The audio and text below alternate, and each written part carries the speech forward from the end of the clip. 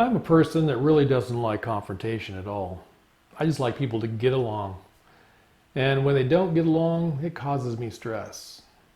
I recall a time early in my ministry when a very negative woman who was extremely critical of me and my ministry just made life miserable for me. She just found fault in everything concerning me, from what I wore to how I preached. And she did it publicly, doing her best to drum up opposition, whether by talking about me behind my back or just attacking me in public meetings. I'd never had any experiences like this with people before. I'd done nothing to provoke the woman, at least as far as I knew, but she obviously didn't like me and had it in for me. I found it impossible to reason with her, impossible to charm her, impossible to please her in any way. Her goal just seemed to be to destroy me. The more I tried to win her over, the more her attacks just intensified. So I decided finally I just had to put an end to this. I couldn't live like this any longer. I didn't have the stomach for this. And so I shared my frustration with the church's deacons. I referred to her as an evil person. I hardly ever call people evil. Well, the deacons met with her without me present. And so I don't know exactly what they said or how they went about it. But her attacks finally subsided. Well, Paul was a man who was often attacked. Not just by one person, but by many people in many different cities. But one of the ways that Paul and I differ is that he wasn't afraid of confrontation. And so today, we see Paul in Ephesus on a day that his enemies actually start a riot in town to protest his preaching. The townspeople are furious. They're looking for Paul to take him down. If it were me, I would have just gone into hiding. And although Paul is safely tucked away somewhere in the city, it takes the combined efforts of fellow believers and friends of Paul to keep him from rushing right into the eye of the storm and take on the rioters head on. And so we see the story in Acts 19. About that time, there arose a great disturbance about the way. A silversmith named Demetrius, who made silver shrines of Artemis, brought in a lot of business for the craftsmen there. He called them together along with the workers in related trades and said, "You know, my friends, that we receive a good income from this business. And you see and hear how this fellow Paul has convinced and led astray large numbers of people here in Ephesus and in practically the whole province of Asia. He says that gods made by human hands are no gods at all. There is danger, not only that our trade will lose its name, its good name, but also that the temple of the great goddess of Artemis will be discredited. And the goddess herself, who is worshipped throughout the province of Asia and the world, will be robbed of her divine majesty." The Ephesians worshipped the goddess Artemis, known also as Diana by the Romans. And Artemis was a goddess of fertility. She was represented by a carved female figure with many bumps that some people say represented many breasts. Inside her temple was a large statue of her, which was believed to have come from heaven. And that original so-called statue was probably nothing more than just a meteorite. Well, they built a huge temple in honor of her. It was so great that it was considered one of the 7 wonders of the world. It measured 425 feet by 200 feet. And so the area it covered was nearly 1.5 football fields long and 60 feet wider than a football field. This huge building was supported by 127 columns, 60 feet tall. The temple was 4 times the size of the Parthenon. Diana's temple was more than just a place of worship, though. It was a part of everyday life. It functioned as the banking and financial center of Asia, with large amounts of money flowing in and out of it. The temple became very wealthy and controlled more than 70,000 acres of agricultural land. And so Artemis meant a lot to the people of Ephesus, as well as the rest of Asia.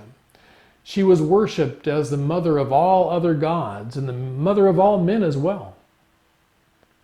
The worship of Artemis was very pagan in nature and included some very immoral practices.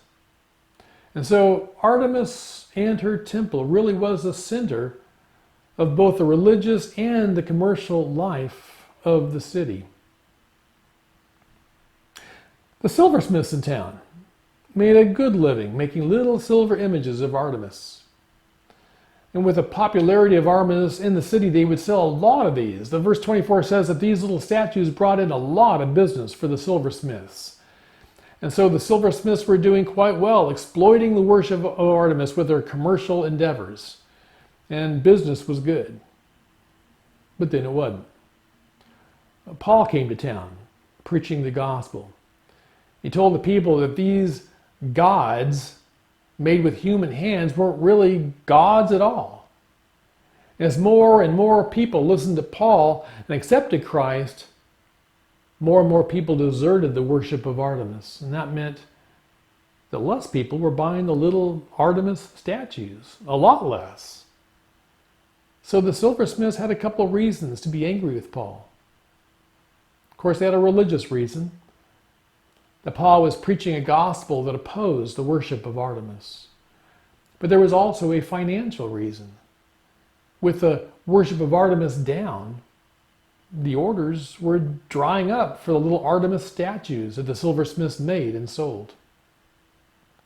So Demetrius, one of the silversmiths, held a meeting of tradesmen in town to discuss the matter. Demetrius used scare tactics to stir up those at the meeting. He made 3 major points. First, he said their business was going to suffer. This really was his primary motivation. He was in the business of making statuettes of Artemis, which he sold for a tidy profit. As worship of Artemis waned, the business suffered as well as the business of other silversmiths. So Demetrius, first of all, was determined to stop the bleeding. But he also said that the temple, the center of religious and commercial life, would lose its respect. If people stopped considering Artemis to be a true goddess, then her temple would lose the grand impact and influence that it currently enjoyed. And then he said Artemis herself would be discredited. Obviously, if enough people believed Paul's gospel, there was only one true God. That Artemis, as well as the other gods of the day, would be seen as the powerless mythical beings that they really were. So basically, he tried to convince the people that they didn't act fast. Their culture, their very livelihood would turn to dust. We pick it up in verse 28. When they heard this, they were furious and began shouting, "Great is Artemis of the Ephesians." Soon the whole city was in an uproar. The people seized Gaius and Aristarchus, Paul's traveling companions from Macedonia, and all of them rushed into the theater together. Paul wanted to appear before the crowd, but the disciples would not let him. Even some of the officials of the province, friends of Paul, sent him a message begging him not to venture into the theater. Well, Demetrius received the reaction he desired. The people just freaked out. This wasn't a time for calm, collected reasoning or problem solving. This was a time of chaos. And so the crowd was whipped into a frenzy. The people were furious. And as the tradesmen took their anger into the street, their rage spread like wildfire, and soon the whole city was in an uproar. We have evidence from archaeology that indicates that silversmiths worked in a business district on the road between the harbor and the theater. And the street would be crowded during the day. And the large market near the theater would be full of people. With all these people in the area, a person could easily stir up a lot of people in a short time. In civic pride, they began shouting, "Great is Artemis of the Ephesians." And they probably shouted it over and over. It reminds me of the American crowds at the Olympics games that start shouting, "USA, USA," over and over in nationalistic pride. The mob was probably looking for Paul. but unable to find him, they settled on two of his traveling companions, Gaius and Aristarchus. And all the people rushed into the nearby theater. The theater could seat 25,000 people. It was 500 feet in diameter and contained many statues of deities. And public assemblies were often held in this open-air theater. This, of course, wasn't a regularly scheduled assembly of the citizens going on here right now. However, some of the people may have rushed to the theater thinking that the official must have called a special meeting and it was legal and it was legitimate, and neither of these assumptions were true. Paul knew what was going on, and Paul wanted to get up on the theater stage and address the people. Paul was just that way. He was bold and he was brave regarding the gospel. He loved an audience, not to make a name for himself, but to exalt Christ's name. However, Paul was advised against it. First, the disciples in town told Paul, "It's not a good idea, Paul." They were concerned for his well-being. The crowd was so angry they could easily attack and kill Paul. But some of the local officials also advised him not to go into the theater. Evidently, Paul really wanted to address the people in the theater. He saw this as a great opportunity, and so it probably took a lot of persuasion, probably even some debating and arguing to talk Paul out of it. It's interesting that the officials are described as friends of Paul. They may have been believers who met in the church at Ephesus, or they may have simply been people that Paul became acquainted with as customers in his tent-making business. It's safe to say that Paul's friends were not just fellow Christians. He believed it was important to build relationships with all people so that the gospel would spread.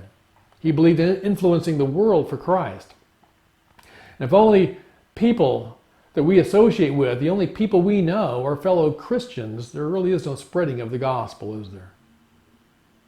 Verse 32 says, "The assembly was in confusion. Some were shouting one thing and some another. Most of the people did not even know why they were there.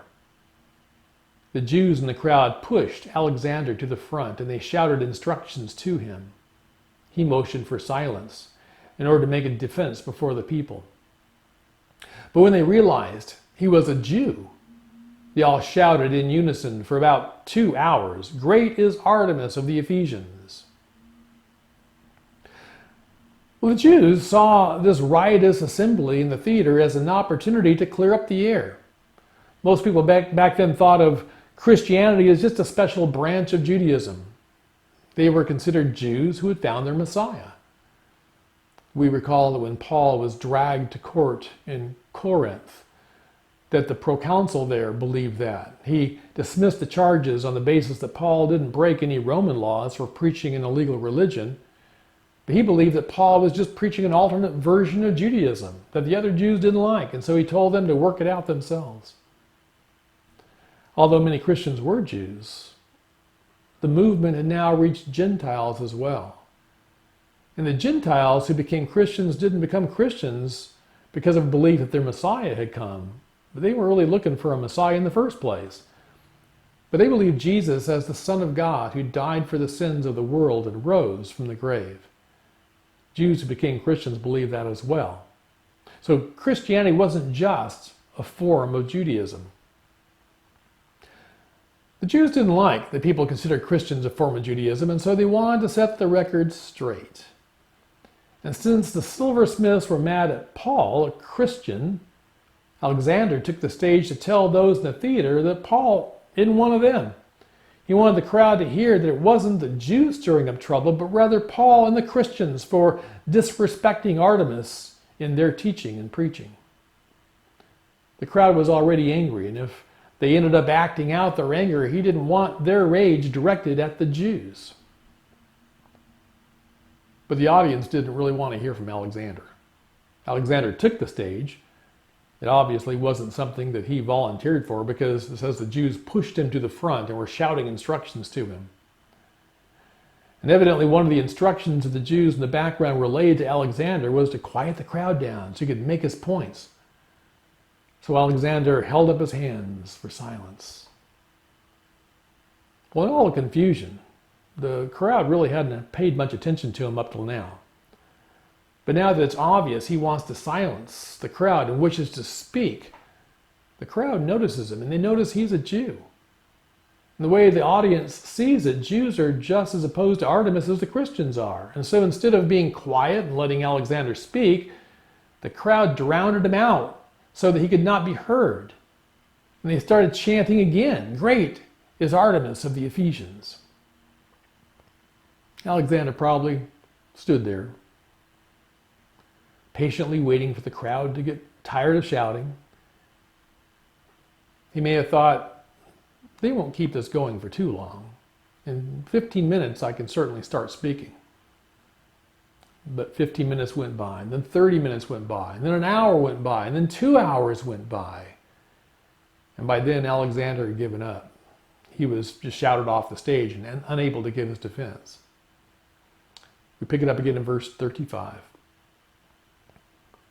The city clerk quieted the crowd and said, "Fellow Ephesians, doesn't all the world know that the city of Ephesus is the guardian of the temple of the great Artemis and of her image which fell from heaven? Therefore, since these facts are undeniable, you ought to calm down and not do anything rash. You have brought these men here, though they have neither robbed temples nor blasphemed our goddess. If then Demetrius and his fellow craftsmen have a grievance against anybody, the courts are open, and there are the proconsuls. They can press charges. If there is anything further you want to bring up, it must be settled in a legal assembly. As it is, we are in danger of being charged with rioting because of what happened today. In that case, we would not be able to account for this commotion, since there is no reason for it." After he had said this, he dismissed the assembly. So the city clerk brought peace back to Ephesus. Now, the city clerk wasn't just a record keeper as we think of a clerk. He was the chief official in Ephesus, someone with the status of a mayor. And when he spoke, the people listened.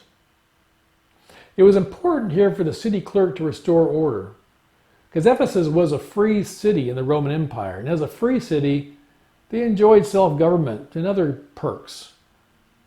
But if Rome were to get wind of a riot breaking out in the city would be punished and their freedom might very well be revoked. So the points the city clerk made to the people, first of all, is that Artemis is not a man-made god, as Paul says. His argument is that Ephesus is fortunate to be the guardian of Artemis and her temple, and that far from being man-made, her image actually fell from heaven. In other words, the image of Artemis was heaven-sent. So the way he reasoned, they shouldn't be bothered by Paul's attack on man-made gods, because he's obviously not speaking about Artemis anyway. Of course, he didn't address the true nature of the so-called image of Artemis, which was probably nothing more than a fallen meteorite. Then he made the point that Gaius and Aristarchus, Paul's traveling companions, who they dragged to the theater, they were innocent of any wrongdoing. The city clerk said they have neither robbed temples nor blasphemed our goddess. In other words, they've done nothing wrong to harm either the goddess of Artemis nor her majestic temple. And then he made the point that if Demetrius has a quarrel with anyone, he needs to seek justice the proper way, through the courts. Just dragging his enemies to the theater and starting a riot, that's highly inappropriate. So what's the takeaway for us today? It's that as we work for Christ, we gain both friends and enemies. Now, Paul had done a very good work in Ephesus, and people were saved and baptized. The church grew, and churches are families. So as the church grew, Paul's circle of friends grew. And Paul could be pleased that God had blessed his ministry in such a positive way in Ephesus. But as the church grew, opposition grew too. The idol makers in the city were not happy, and they stirred up hundreds of people against Paul. It's foolish to think that as Christians we'll never be challenged, we'll never be opposed or misunderstood or hated. Jesus suffered because he was Jesus. As crowds started following him and believing in him, Jesus accumulated many enemies, particularly those from the Jewish religious establishment. In opposition, that's part of the bargain. To follow Christ, we've got to count the cost. We must expect there's going to be a cost. But at the same time, Jesus challenges us to meet hatred with love. And Jesus said, love your enemies and pray for those who persecute you. Pray for those who persecute you, because prayer can change people. And the truth is, we'll never win anyone for Christ by hating them. I like to think that as much as Demetrius hated Paul and his fellow Christians, that Paul had a heart for Demetrius and prayed for him. And we need a heart like that too. We live in a world in which Christians are surrounded by enemies, people who are intolerant of our faith and seek to destroy us. And what that means is we live in a world that needs our love and prayer.